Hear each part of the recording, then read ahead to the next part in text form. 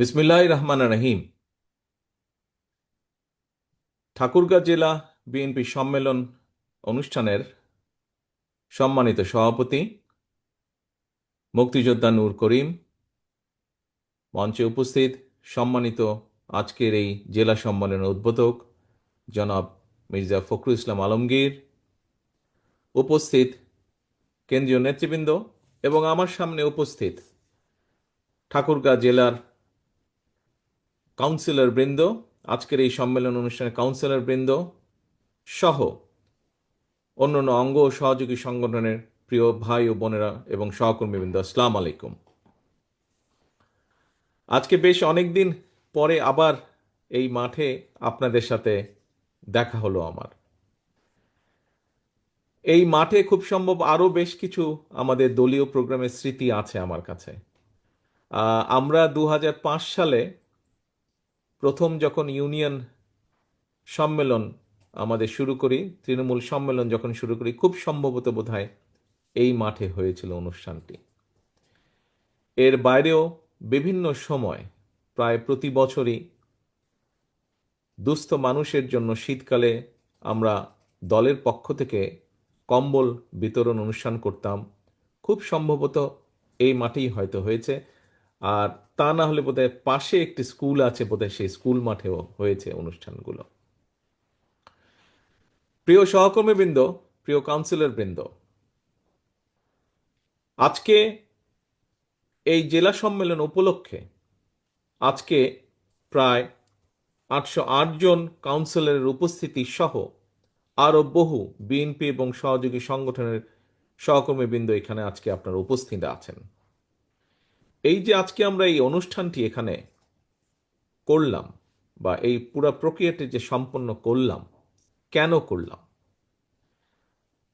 তার খুব সংক্ষেপে যদি আমরা দেখি, তার কারণ হচ্ছে এই জন্য এই অনুষ্ঠানটি আমরা করলাম, কারণ এই দলটি আমাদের যে প্রিয় দল, বাংলাদেশ জাতীয়তাবাদী দল, বাংলাদেশের জনগণ যাকে সংক্ষেপে বিএনপি হিসাবে চেনে, এই দলটি একটি প্রক্রিয়ার মাধ্যমে গঠিত হয়েছে। এই দলের সংগঠনের বা এই দলের সাংগঠনিক যে ভিত্তি আছে, এই ভিত্তিটি একটি প্রক্রিয়ার মাধ্যমে গঠিত হয়েছে। হ্যাঁ, হয়তো আমরা বিভিন্ন বাস্তব পরিস্থিতির কারণে কোনো কোনো জায়গায় হয়তো আমরা এই প্রক্রিয়াটি সম্পূর্ণভাবে সম্পন্ন করতে পারি না। তারপরেও আমাদের চেষ্টা থাকে যে দলের গঠন প্রক্রিয়া যেন একটি প্রসেসের মাধ্যমে, একটি প্রক্রিয়ার মাধ্যমে গঠিত হয়। এবং কি সেই প্রক্রিয়াটি? সেই প্রক্রিয়াটি হচ্ছে একটি গণতান্ত্রিক প্রক্রিয়ার মাধ্যমে, অর্থাৎ দলের যারা তৃণমূল পর্যায়ের নেতা কর্মী আছেন, তারা তাদের উপরের স্তরের নেতৃত্বকে মতামতের ভিত্তিতে বা গণতান্ত্রিক একটি উপায়ের মাধ্যমে বাছাই করবেন।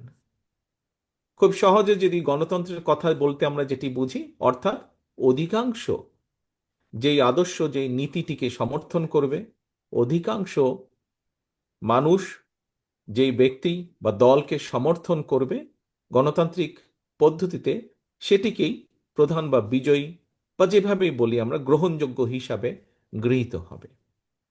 আজকে সহকর্মীবৃন্দ, এখানে 808 জন কাউন্সিলর এই সম্মেলনে অংশগ্রহণ করেছেন এবং এই 808 জন কাউন্সিলরের মধ্যে অধিকাংশ একটি পদ ছাড়া, একটি পদে মোটামুটিভাবে সকলে উইথড্র করে নেওয়াতে, অন্যরা উইথড্র করে নেওয়াতে একজন প্রার্থী ছিলেন। বাকি পদে, জেনারেল সেক্রেটারি পদে আমরা দেখেছি ভোট প্রক্রিয়া সম্পন্ন হয়েছে এবং ভোট প্রক্রিয়ার মাধ্যমে অধিকাংশ কাউন্সিলর বৃন্দ যাকে যোগ্য মনে করেছে তাকে আগামী সাংগঠনিক মেয়াদ পর্যন্ত দায়িত্ব দেওয়া হয়েছে দলকে পরিচালনা করার জন্য।